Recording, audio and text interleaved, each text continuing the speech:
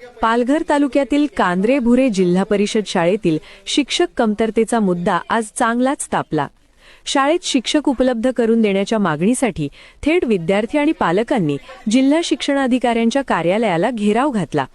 इयत्ता 1ली ते 7वी पर्यंत तब्बल 42 विद्यार्थ्यांची पटसंख्या असलेल्या या शाळेत सध्या केवळ एकच कंत्राटी शिक्षक कार्यरत आहे। तोही शिक्षक वेळेवर शाळेत उपस्थित राहत नसल्याची गंभीर तक्रार पालकांनी केली आहे। शिक्षण विभागाच्या गलथान कारभारामुळे शाळेतील विद्यार्थी पटसंख्येत मोठी घट झाली असून ISO मान्यता प्राप्त असलेली ही शाळा बंद पडण्याच्या मार्गावर असल्याचा आरोप पालकांनी केला आहे। शिक्षकांच्या अभावामुळे विद्यार्थ्यांचे शैक्षणिक नुकसान होत असल्याने पालकांमध्ये तीव्र संताप पाहायला मिळाला। दरम्यान पालघर तालुक्यासाठी 10 शिक्षक उपलब्ध झाले असून विद्यार्थी पटसंख्येनुसार अतिरिक्त शिक्षकांची नेमणूक करण्यात येईल असे आश्वासन जिल्हा शिक्षणाधिकारी सोनाली मातेकर यांनी दिले। या आश्वासनानंतर अखेर विद्यार्थी आणि पालकांनी आपला घेराव आंदोलन मागे घेतले।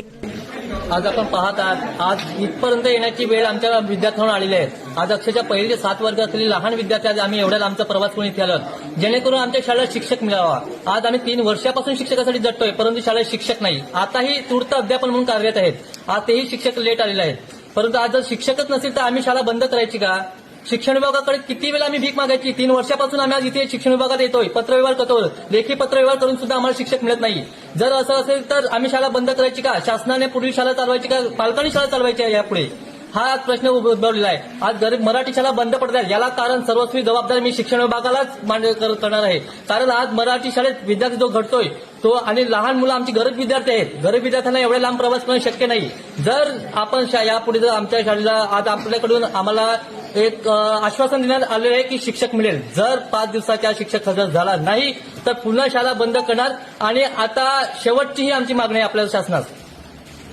त्यांची मागणी अशी आहे की त्यांच्याकडे 42 पटसंख्या आहे आणि एकच शिक्षक त्यांच्याकडे कार्यरत आहे।